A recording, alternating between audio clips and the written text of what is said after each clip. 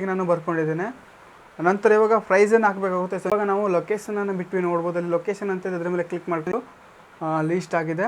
So already ನಾನು 2 ಸೇಲಿಗೆ ಇಟ್ಟೆ. ನೀವು ನಿಮ್ಮ used item, vehicles, electronics, furniture, clothes ಅಥವಾ ಯಾವುದೇ ಒಂದು ಪ್ರಾಡಕ್ಟನ್ನು ನೀವು ಸೆಲ್ ಮಾಡಬೇಕು ಅಂದ್ಕೊತಿದ್ದೀರಾ?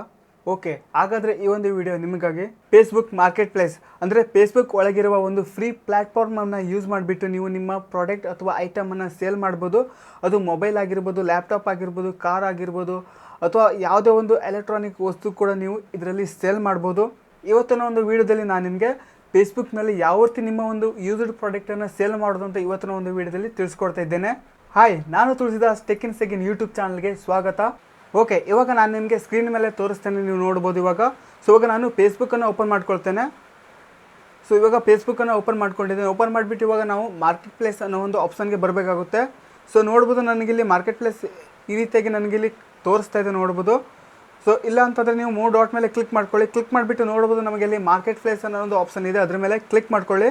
ಸೊ ನಾನಿವಾಗ ಕ್ಲಿಕ್ ಮಾಡ್ಕೊಳ್ತಾ ಇದ್ದೇನೆ. ಸೊ ನಂತರ ಇವಾಗ ನೋಡ್ಬೋದು, ನಮಗಿಲ್ಲಿ ಈ ರೀತಿ ಒಂದು ಇಂಟರ್ಫೇಸ್ ಬರುತ್ತೆ. ಇಲ್ಲಿ ನೋಡ್ಬೋದು ಯಾರೆಲ್ಲ ಸೇಲ್ ಮಾಡಿದ್ದಾರೆ ಅವರ ಒಂದು ಐಟಮ್ಸ್ ನಮಗಿಲ್ಲಿ ತೋರಿಸ್ತಿದೆ.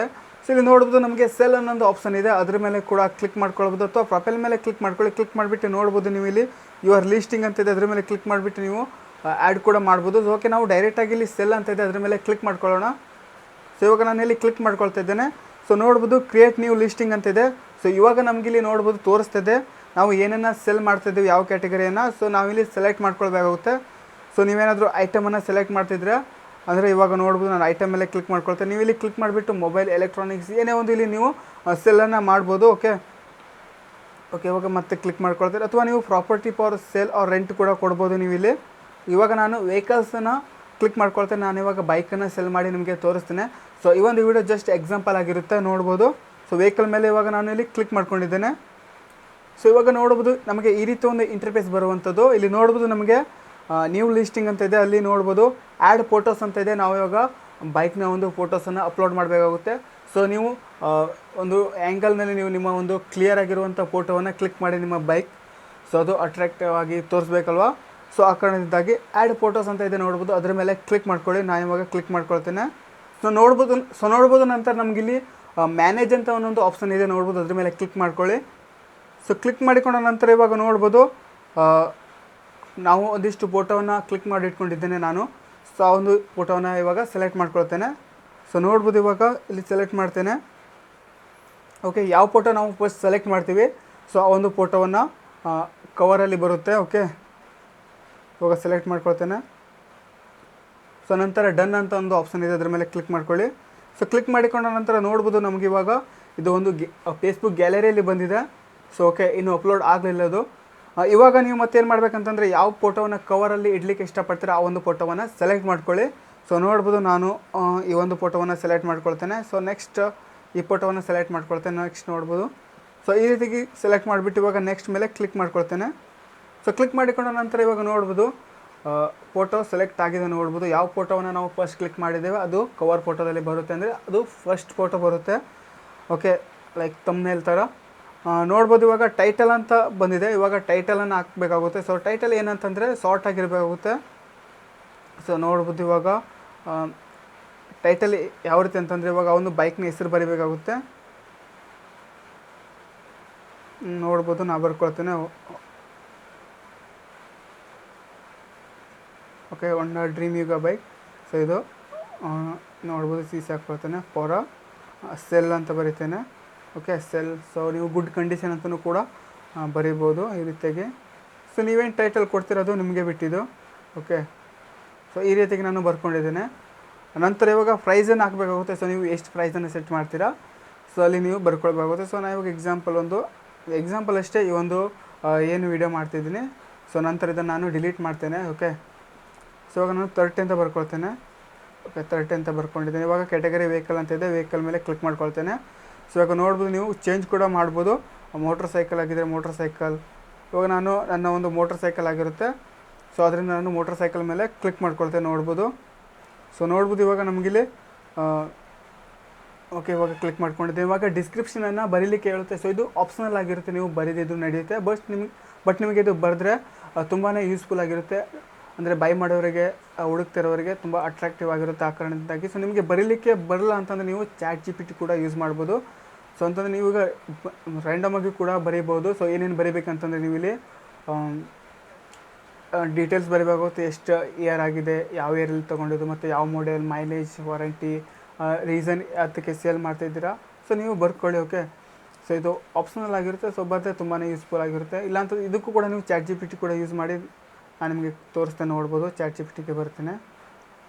ಓಕೆ, ಇವಾಗ ಒಂದಿಷ್ಟು ಡೀಟೇಲ್ಸನ್ನು ಕೊಡ್ತೇನೆ, ನೋಡ್ಬೋದು.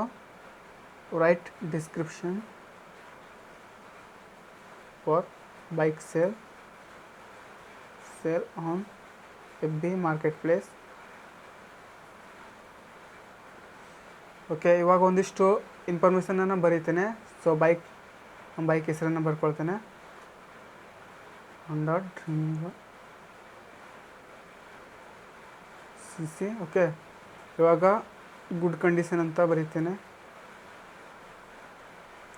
ಸೊ ನಂತರ ಇವಾಗ ನಾನು ಯಾವ ಇಯರಲ್ಲಿ ಬೈ ಮಾಡಿದೆ ಅಂತ ಬರೀತೇನೆ. ಒಂದು ಇಯರನ್ನು ಬರ್ಕೊಳ್ತೇನೆ, 2014 ಇಯರ್. ಓಕೆ, ಇವಾಗ ಮೈಲೇಜ್ ಎಷ್ಟು ಕೊಡೋದು ಅಂತ ಬರ್ಕೊಳ್ತೇನೆ. ಒಂದು ಮೈಲೇಜ್ ಒಂದು 50 ಬರ್ಕೊಳ್ತೇನೆ.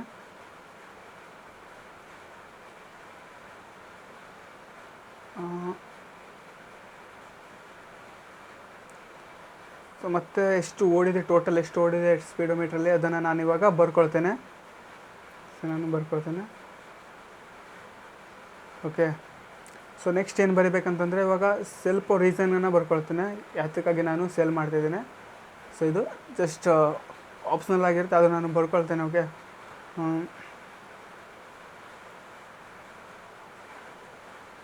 New bike purchase. So okay, ಇವಾಗ ನೋಡ್ಬೋದು ಯಾವ ರೀತಿ ನಮಗೆ ಚಾಟ್ ಜಿ ಪಿ ಟಿ ಬರ್ಕೊಳ್ತೆ ಅಂತ ನಾವು ಇಲ್ಲಿ ನೋಡ್ಬೋದು ಇವಾಗ. ಸೊ ಓಕೆ, ನೋಡ್ಬೋದು. ಸೊ ನೀವು ಇನ್ನೂ ತುಂಬಾ ಇನ್ಫಾರ್ಮೇಷನನ್ನು ಕೊಡ್ಬೋದು. ಸೊ ಅದು ಜನ್ರೇಟ್ ಮಾಡಿಕೊಡುತ್ತೆ. ಓಕೆ, ಅಲ್ಲಿ ನೋಡ್ಬೋದು, ಇವಾಗ ಡೀಟೇಲ್ಸಲ್ಲಿ ನೋಡ್ಬೋದು. ಇವಾಗ ಇದನ್ನು ನಾನು ಕಾಪಿಯನ್ನು ಮಾಡ್ಕೊಳ್ತೇನೆ.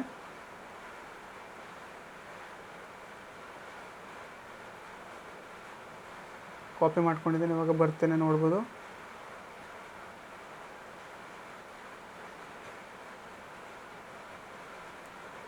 ಓಕೆ, ಇವಾಗ ಡಿಸ್ಕ್ರಿಪ್ಷನಲ್ಲಿ ನೋಡ್ಬೋದು, ಪೇಸ್ಟ್ ಮಾಡ್ತೇನೆ ಅಲ್ವಾ. ಸೊ ಓಕೆ, ಇವಾಗ ಟ್ಯಾಗನ್ನು ಬರ್ಕೊಳ್ತೇನೆ, ನೋಡ್ಬೋದು. ಸೊ ಇದು ಆಪ್ಷನಲ್ ಆಗಿರುತ್ತೆ. ಓಕೆ, ಇವಾಗ ನೋಡ್ಬೋದು. ಸೊ ಓಕೆ, ಇವಾಗ ನಾವು ಲೊಕೇಶನನ್ನು ಬಿಟ್ವಿ, ನೋಡ್ಬೋದು. ಅಲ್ಲಿ ಲೊಕೇಶನ್ ಅಂತ ಅದ್ರ ಮೇಲೆ ಕ್ಲಿಕ್ ಮಾಡ್ಕೊಳ್ಳಿ. ಸೊ ನೀವು ಫಸ್ಟ್ ಟೈಮ್ ಯೂಸ್ ಮಾಡ್ತಿದ್ರೆ ನಿಮಗೆ ತೋರಿಸುತ್ತೆ. ನಾನು ಆಲ್ರೆಡಿ ಅದನ್ನು ಸೆಲ್ ಮಾಡಿದ್ದೇನೆ ಅಲ್ವಾ, ಒಂದು ಐಟಮನ್ನು ಹಿಂದೆ ಸೆಲ್ ಮಾಡಿದೆ. ಸೊ ಅದರಿಂದ ನನಗೆ ತೊಗೊಂಡಿದೆ. ಇವಾಗ ನಾವಿಲ್ಲಿ ಲೊಕೇಶನ್ಗೆ ಬಂದಿದ್ದೇವಲ್ವಾ.